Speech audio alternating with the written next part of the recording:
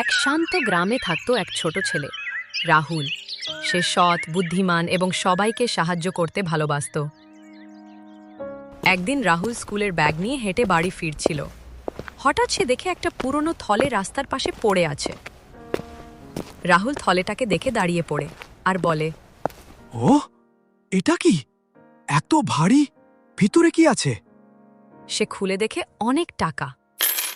সে চমকে যায় আর ভাবছি, আমি চাইলে এটা রাখতে পারি, কিন্তু এটা তো আমার নয়। এটা যার জিনিস, সে নিশ্চয়ই খুবই দুশ্চিন্তায় আছে। না না, আমাকে এটা ওনাকে ফিরিয়ে দিতে হবে।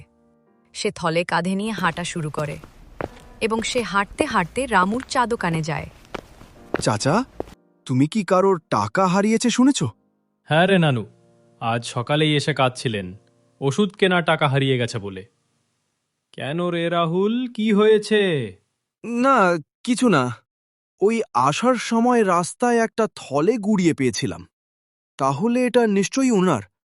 আমি গিয়ে দিয়ে আসি।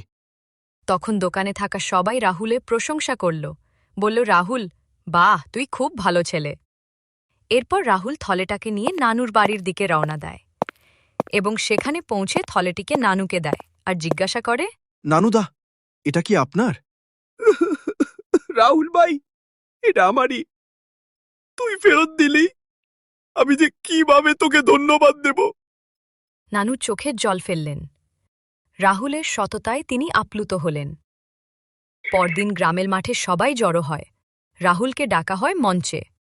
এখানে অনেক বিশিষ্ট ব্যক্তিরা ছিলেন। গ্রামপ্রধান এসে বলল, আজ আমরা সবাই এক বীর ছোট্ট ছেলেকে সম্মান জানাতে চাই, যার নাম রাহুল। রাহুল আমাদের শিখিয়েছে সততা কত বড় গুণ। সেখানে জমা হওয়া সকলে করতে লাগলো। তারপর রাহুলকে মেডেল পরানো হলো। এরপর রাহুলের বন্ধুরা এসে বলল, তুই খুব ভালো কাজ করেছিস। এরপরে রাহুল হেসে বলল, সৎ থাকলে মন পরিষ্কার থাকে আর সবাই ভালোবাসে। তো ছোট বন্ধুরা, আমরা এই গল্পটা দেখে কি শিখলাম?